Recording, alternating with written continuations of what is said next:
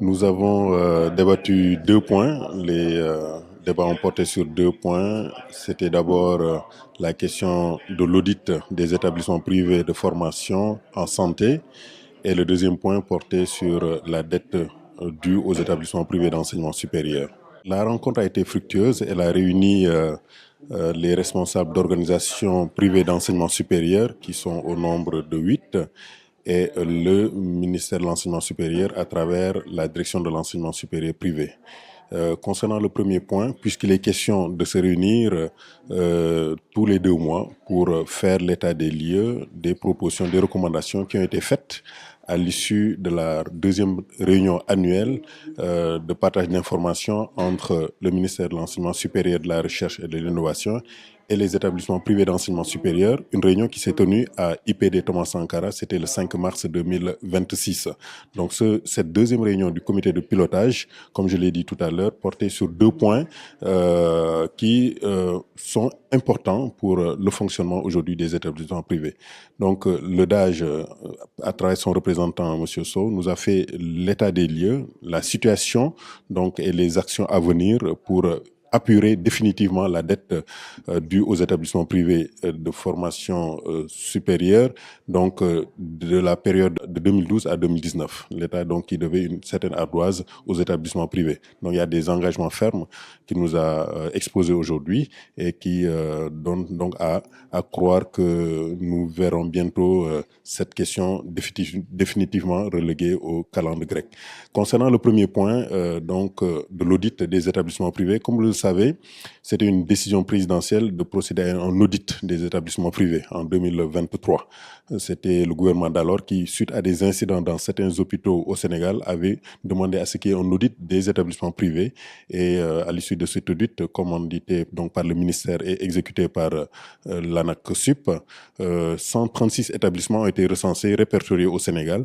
Il était question donc d'aller vers une seule tutelle administrative, c'est-à-dire le MESRI, puisqu'il s'agit de formation de LMD. Mais voilà, donc depuis lors, depuis que le rapport a été présenté, il y a encore des ralentissements, il y a encore du travail à faire pour parvenir à avoir un système de santé assaini, à des formations de santé donc qui respectent les normes.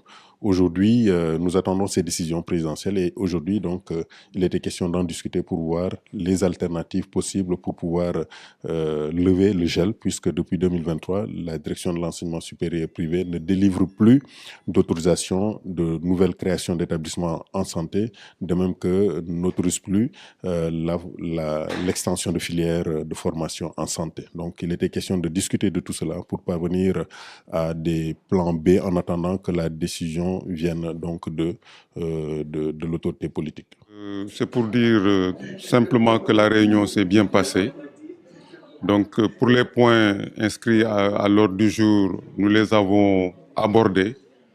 Et je crois que par rapport à toutes les questions, donc il y a eu satisfaction. Et on a constaté également qu'il y a eu des évolutions.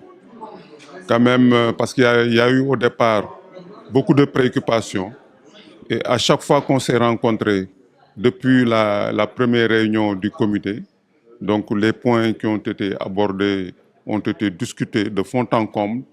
Et à chaque fois, des solutions ont été proposées. Et ces solutions-là donc, permettent de régler pas mal de préoccupations donc des établissements privés d'enseignement supérieur. Le fait de voir les problèmes réglés, quand même, ça montre qu'il y a une évolution.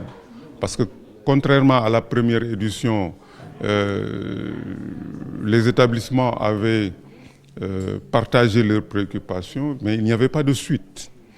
Mais à partir de la deuxième édition, quand même, avec la création du comité de pilotage, donc on a pris la décision à chaque réunion d'aborder des questions et de pouvoir donc trouver donc des solutions. Donc c'est très pratique et ça permet de régler les problèmes au fur et à mesure que nous avançons. Et ce qui est sûr, c'est qu'à ce rythme-là, avant la troisième édition, beaucoup de préoccupations, beaucoup de difficultés donc rencontrés et pour lesquels depuis des années donc nous parlons, donc nous échangeons.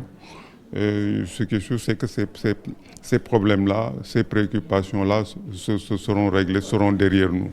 Et certainement, à la 3e édition, ce sont de nouvelles préoccupations qui seront posées sur la table donc, des autorités et en utilisant le même procédé, effectivement, ce qui est sûr et certain, c'est que au cours des années à venir, peut-être on ne va plus poser des problèmes. Il n'y aura plus peut-être des dysfonctionnements à partager. Peut-être on va inverser les choses et être dans les propositions.